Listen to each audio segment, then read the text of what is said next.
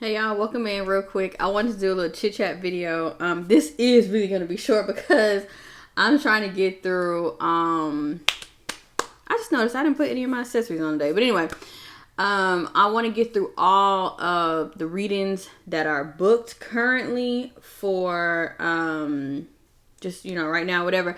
My deadline is like New Year's, so I want to get all of that out, have a fresh, clean slate, start whatever. So readings are on the way out, seriously. And even though the holiday, I feel like the holiday energy is here now, it's kind of picking up. I feel like the house is a little more busy, so if you hear noise in the background or whatever, that's what it is. But I am still making time to get things out, business focused or whatever, and just mapping out things for 2022 projects that I want to really bring into fruition, to really manifest, and that I can touch and make real, But real quick, I wanted to talk about how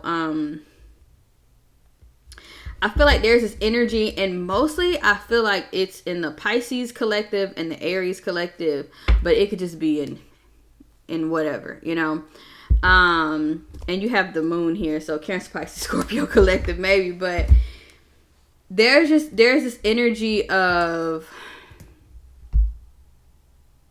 not trusting our decisions, right? Or not trusting that we're on the right path, or we're doing the right thing, or we're at the right time, at the right place, doing it, like that. And I just want to, I feel like Spirit has just put it on my heart to speak on understanding that you are always on path, even when you feel like you're off path, right? That, just like I said, I was really talking about the Dewey Cox theory a lot. And it's just so true. It's just the energy of like, sometimes you have to be lost to be found. Sometimes we think we're lost. Sometimes we think, even, I'm telling you, even the moments in life where we're down on our luck, things don't seem to be going well for us. All of it is working for you. When things, whether it's you hear the decision that you don't want to hear, you may have to focus on your health more, you may have to focus on your finances more, whatever. All of these things, all of these challenges are presenting an opportunity to you to become your best self, your higher self, and to improve and to evolve and to grow, right? Into something that God knows that you have the capacity to do, right? Because God will never put anything on your path and on you that you just cannot bear. And I want to reiterate that we are made for the journey that we are on. Like Nipsey Hussle used to always say, it's not on you, it's in you. Like literally everything is already within you. And that's why I speak so often about making sure that your connection with God is so strong, and it's not in a way of like, okay, I'm reciting prayers. Now I do believe that people need to be saying the Our Father like every night, because it hits on so much. It hits on protection, it hits on daily bread, gratitude, all of that, covering folks and everything. It hits on a lot. And also that prayer is near and dear to my heart, because my grandmother would, they over there cleaning and see, that's so funny, like cleaning it up. My neighbor's cleaning crew just came through, and it looks like she was dusting under the blinds and lifted it up. And that's what it's about. Sometimes it's about clearing out the dust, clearing out the muck, the dirt, whatever, cleansing yourself, starting anew, always knowing that every day is an opportunity to begin again, to start fresh. New Year's could be every day. Hello. All right. But anyway, let me go back to what I was saying. The Our Father is very near and dear to my heart, because my grandmother taught me that, that's one prayer that you lean on. And it even speaks on manifestation in that verse, or in that prayer, when he speaks about, what is it? On earth as it is in heaven. That's just as above, so below, in many different, you could flip a lot of these virtues and virtues basically, and wisdom in many different ways, because it's all echoed in many different religions and philosophies and all that. But anyway, understanding that leaning into your connection with God, and always having that presence, so you know that you're being guided on your path, so you don't feel, it's this energy of almost like when God is with you, sometimes you can feel lost, but it's almost like he's there and you don't know it, like you don't realize it. It's almost as if like you're going bowling and you put up the bumper rails. Now, there are some challenges in life where on a soul's journey we are meant to go through, right? And being human and having the gift of life also gives you I don't even think it's a what if. We will all go through certain suffering and struggles in our life.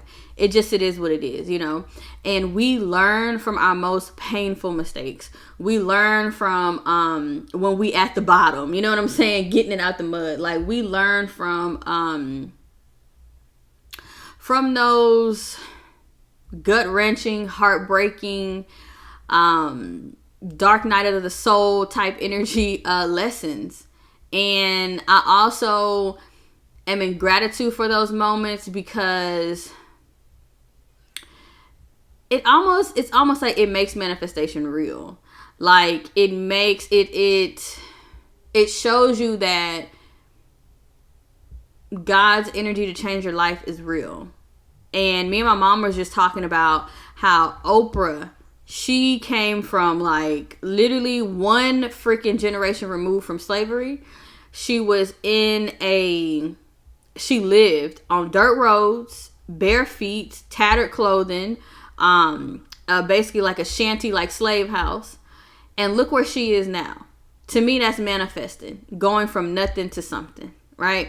Even Tyler Perry, the man was homeless. He was sleeping in his car, and was still living out his dream, was still showing up to the theater, and was still writing scripts and all of that, right? And I feel like sometimes in those moments, well, not sometimes, but a lot of times in those moments, we are protected. We're not as bad off as we think we are, because God can move people to help you and to show up for you, and the Good Samaritan and all of that, He can activate the heart in someone to give that blessing, be the change, or do whatever, right? Give you that break that you need, that lucky break, and it's not luck, it's God. But he didn't lose sight of like what God was instilling in him. And Tyler Perry's plays were very based on, like the gospel, Christianity, religion, and things like that. Like, he had a message in it, and a lot of it was about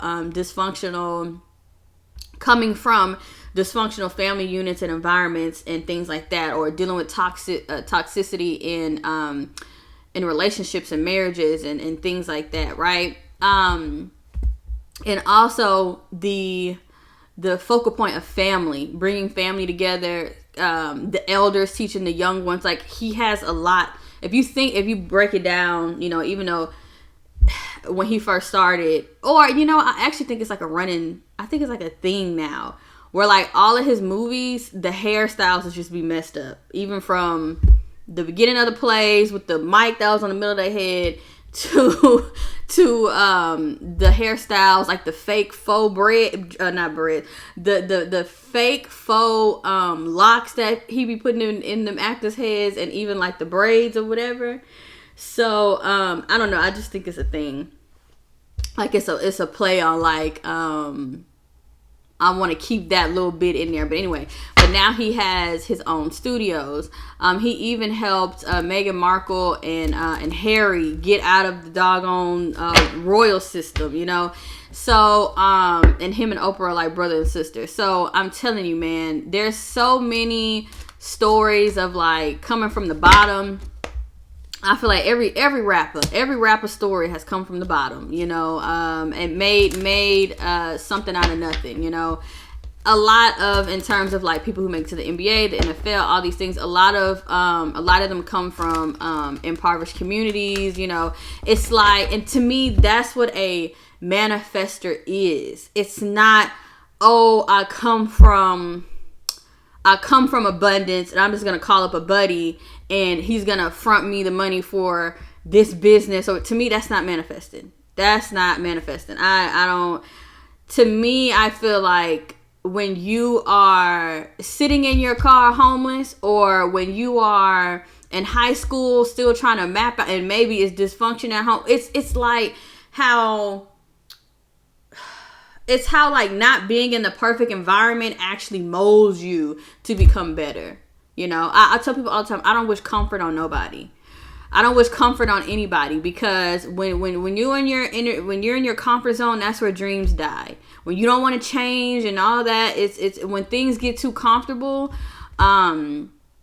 it's like you just stay on the landing pad, you know. So and you have to push yourself. You have to push yourself to be like, okay, I know things is comfortable and it's sweet and it's safe and, you know, I'm good and all this stuff. And you have to be the motivating force to push yourself outside of your comfort zone and to take that leap of faith.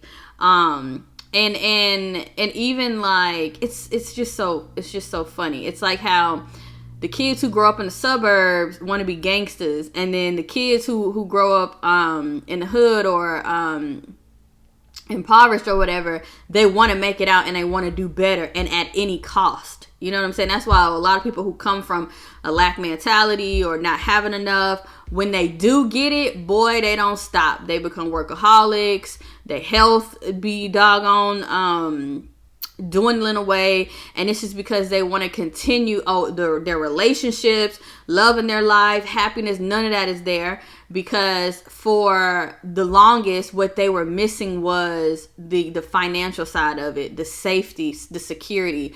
So they want to cling on to that, you know. And my example is Master P. He always say, I'm not going back to the projects behind no B word. He says it all the time. You know, I'm not going back to the projects behind no P word, you know. He says that all of the time. And he's such a go-getter and everything. And I feel like he's trying to teach Romeo. And I'm just using all these people for examples. But you can lose sight. And he's talked about that. And also with him just having issues with his past baby mamas and stuff like that. He's totally distrustful, like, of women, and he don't want to, you know, sow into really having that that love and someone caring for him and nurturing and having that energy and being intuitive. Like, when you get a good woman, baby, you getting a lot, you know. So and even though the Bible says, you know, when a man gets a wife, he gets a good thing, you know. So if it ain't a good thing, baby, it ain't no wife, you know. But anyway, but I just wanted to say, trust your decisions, right?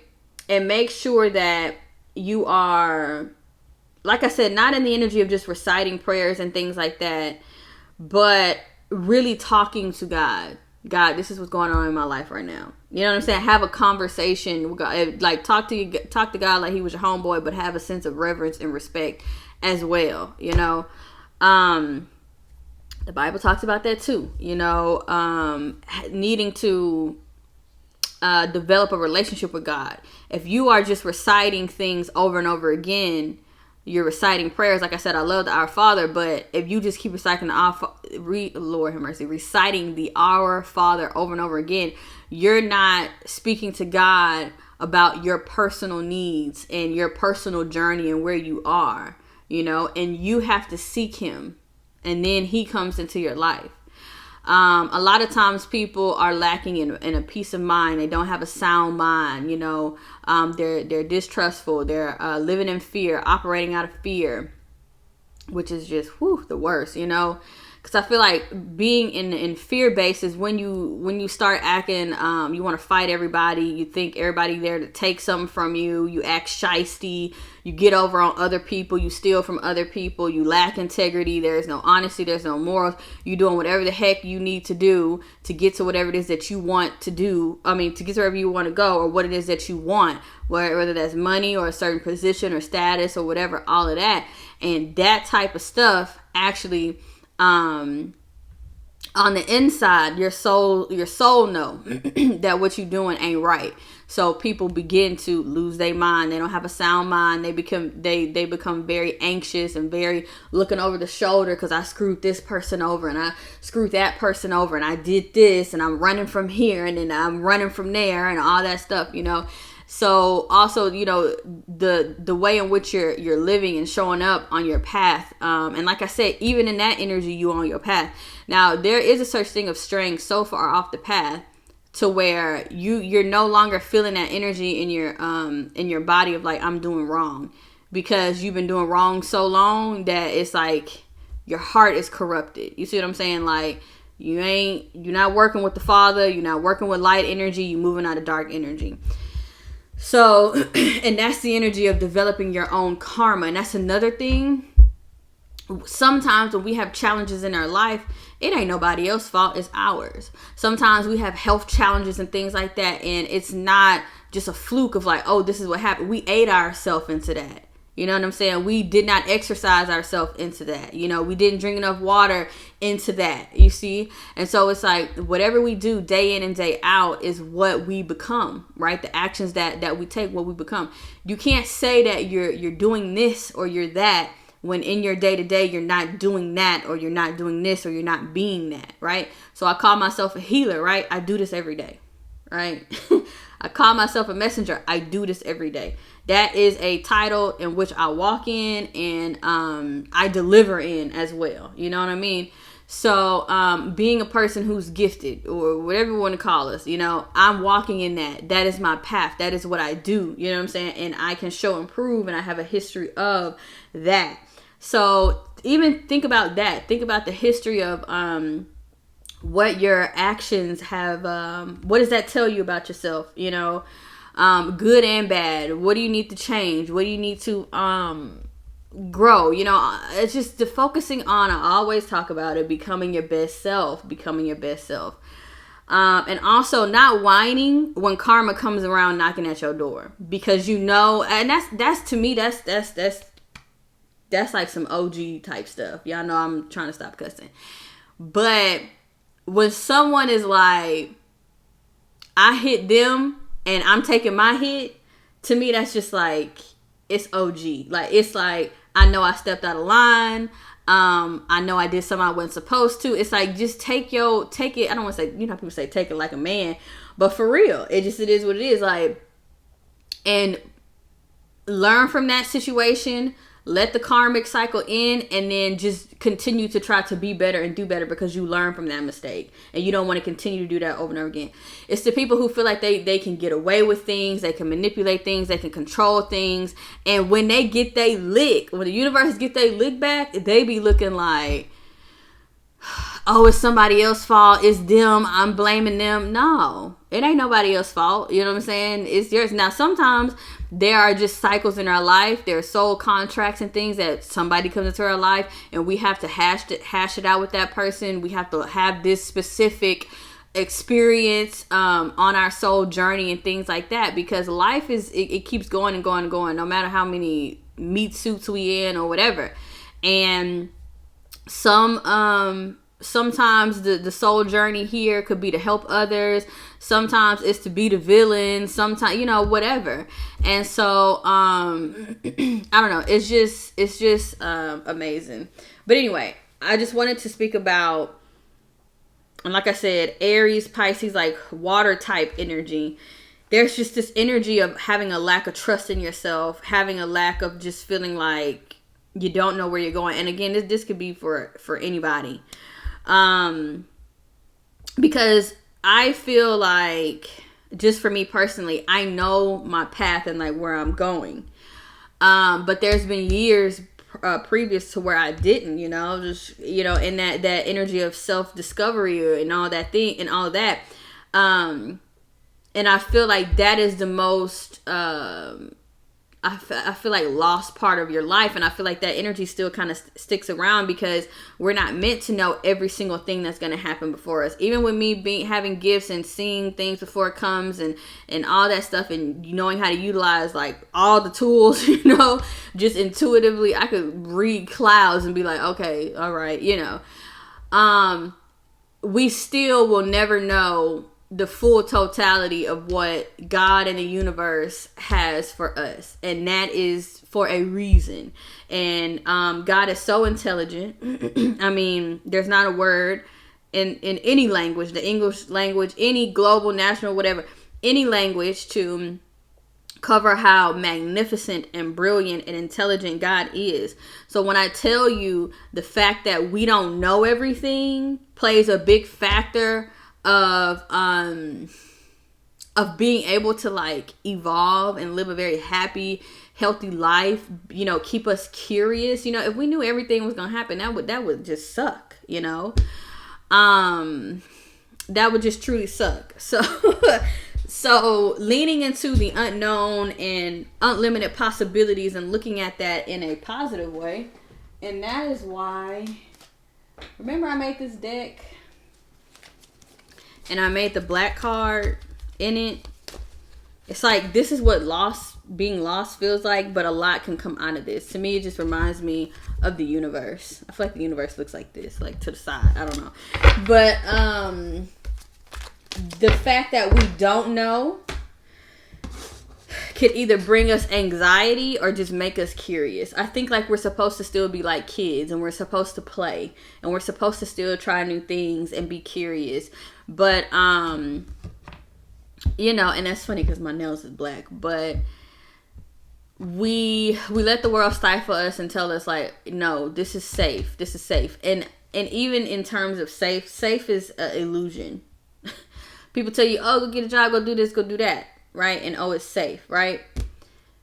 What if that goes belly up? What if a budget gets cut and you're just like, you know, you got to go, right?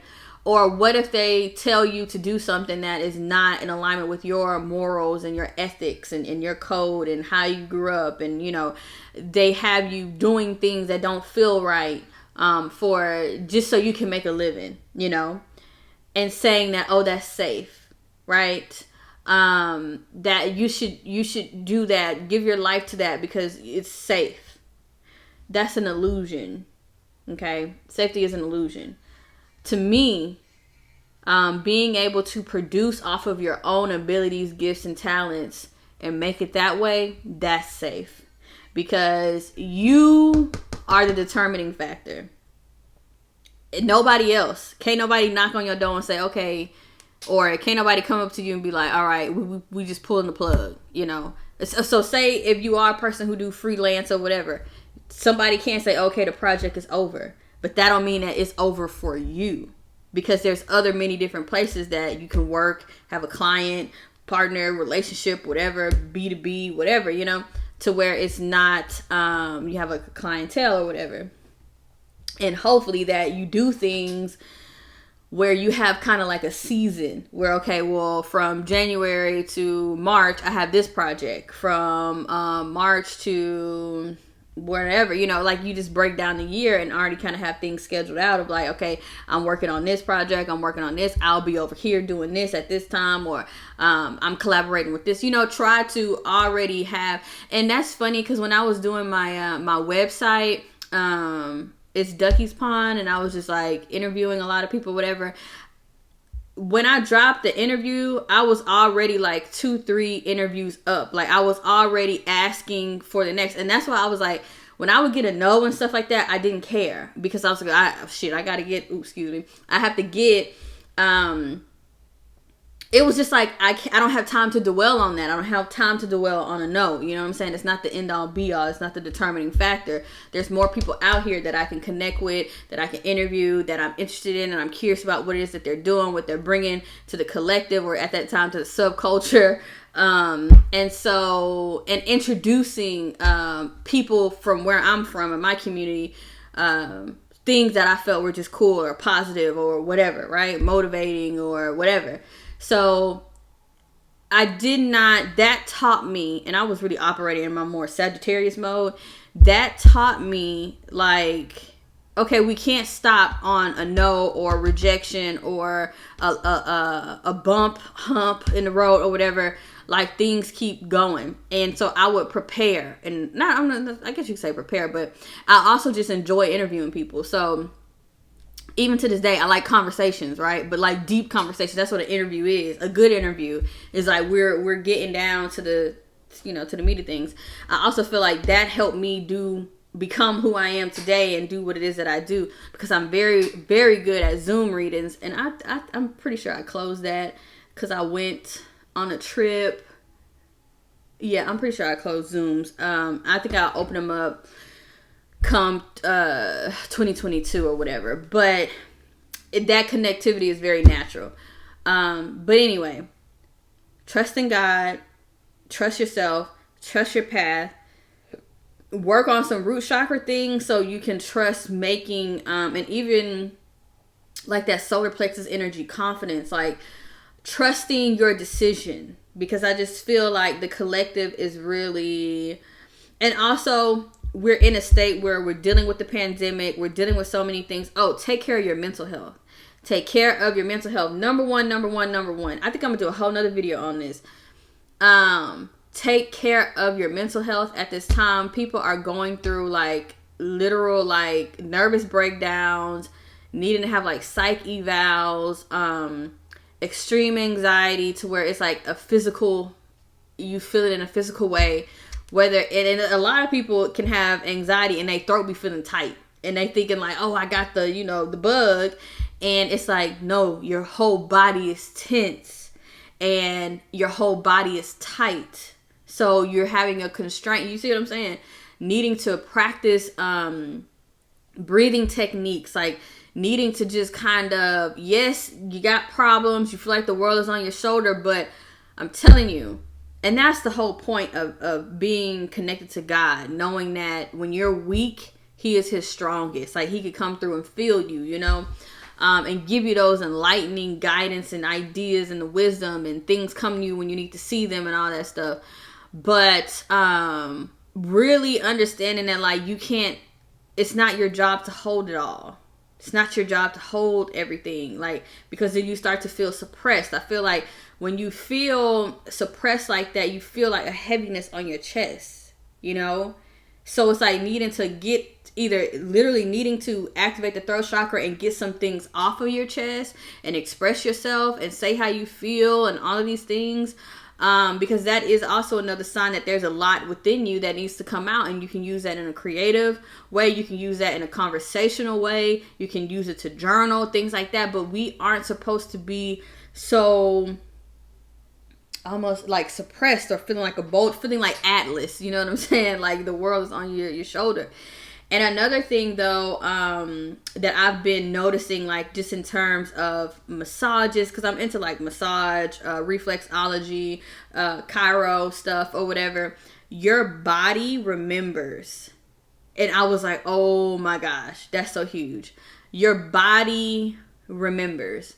Like, for instance, I know someone who had to get a heart procedure or whatever, right? This person was dealing with grief. Right, this person was dealing with like a loss of a child, so that affects, like it's so weird. It's like and not even dealing with those emotions in a good way or whatever. That's why I tell people, stop drinking, stop trying to smoke your problems away, stop trying to screw your problems away, stop trying to fantasize your problems away, stop trying to pill pop your problems away. Stop, because what all that you're doing, that you're deteriorating your body and your brain. But anyway, you're deteriorating your organs and your vessel in which God needs so you can step out into the world and walk in your purpose, right?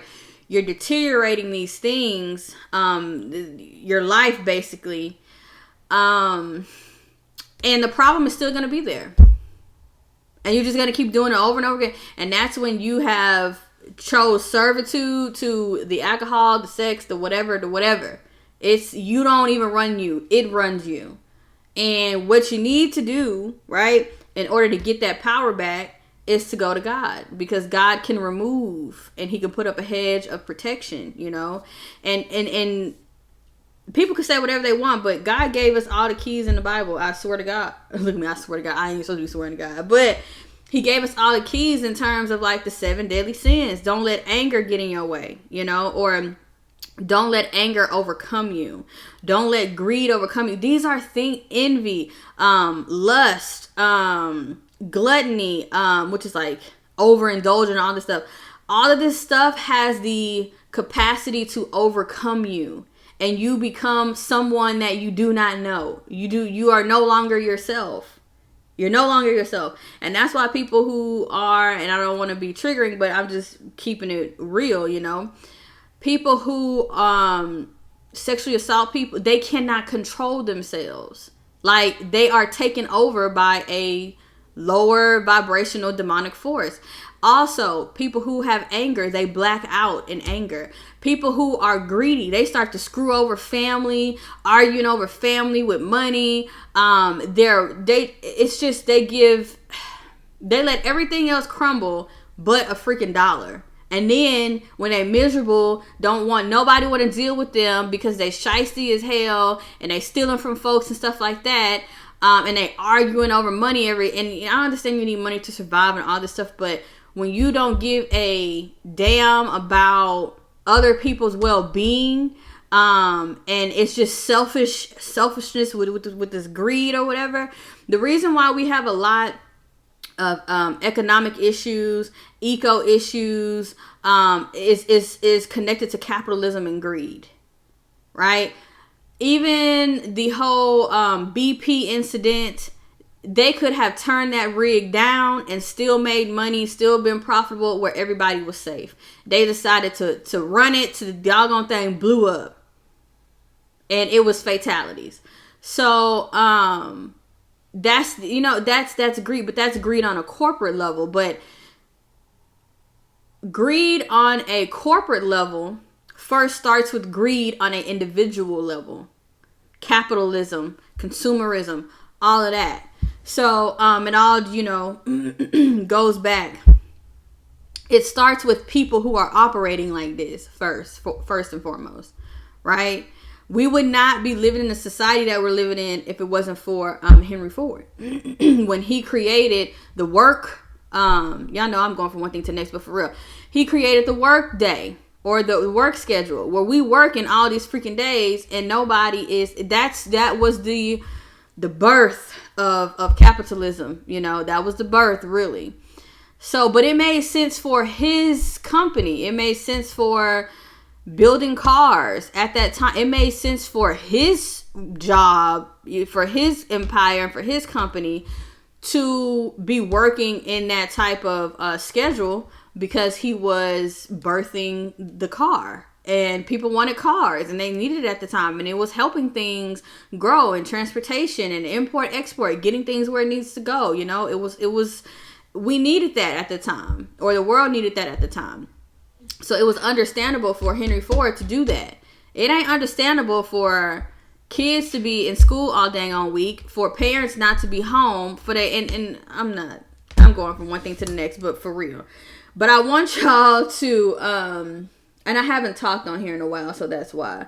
But I want you to be able to trust yourself and to help your decision, and trusting yourself and knowing that you're making the right decision is having a connection with God and trusting God. And trusting that God is showing you this is where I need to go. This is where I don't need to go. Understanding that God is using your intuition to tell you this is what I need to do. This is what I don't. This is the person I need to connect with. This is not the person I need to connect with. In order to be able to do that, you have to be able to get quiet. You have to be able to sit still. People who are on the go, they don't stop. Those people are not close to God. I'm telling you, their honorable ancestors may be protecting them and things like that. But you have to have a spirit of discernment. When you are discerning, you're not flying into everything. You're not giving everybody a doggone open chance or access to you. You know what I'm saying? When you move in discernment, spiritual discernment, and that's what I tell people all the time. If I can't pray on something, if you pop up in my life and you want me to make this decision at this time, 9 times out of 10, I'm gonna let that opportunity pass me, because unless God has shown me, or even because God has shown me before stuff will even come, this is an opportunity that you need to take, right? If I feel like it's not in alignment with me, it's not alignment with me and what I do. I've had people ask me to collaborate with things that are like sex based, and I'm like, what a part, and I guess in a business sense, my brand, any part of my brand makes you think that I want to group my brand up with something that is lust based and sex based? To me that makes no sense.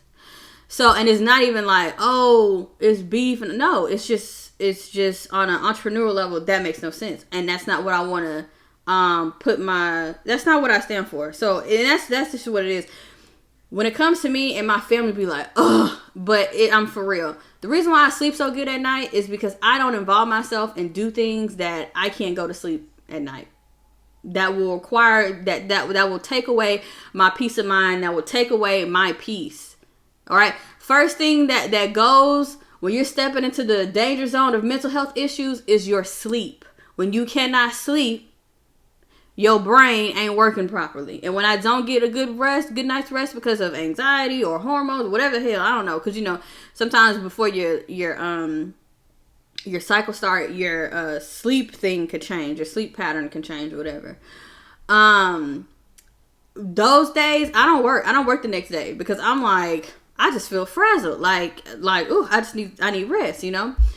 Or when you're traveling a lot, I don't be traveling and jump into work. I give myself that downtime to kind of get my stuff together at the house, get myself together, then jump into work, you know? Basically self-care. But anyway, said all these things just to say, trust yourself. And in order to really do that, lean into your path with God and he will direct your steps. It's the Hermit Card. Okay. And I was just talking about that. I'm gonna do a you know, I'm not gonna announce it until it's done. Where are you at, Herm? Herm. There we are. Boom. He has the Star of David in the lamp, right? This means beloved God. Like it's like the person that is loved by God. That is why he's being guided, right? The Bible says his rod and his staff shall comfort me. That's the only thing that's with this man. It's the only thing that's with this hermit. He's cloaked as well. He don't know where he's going.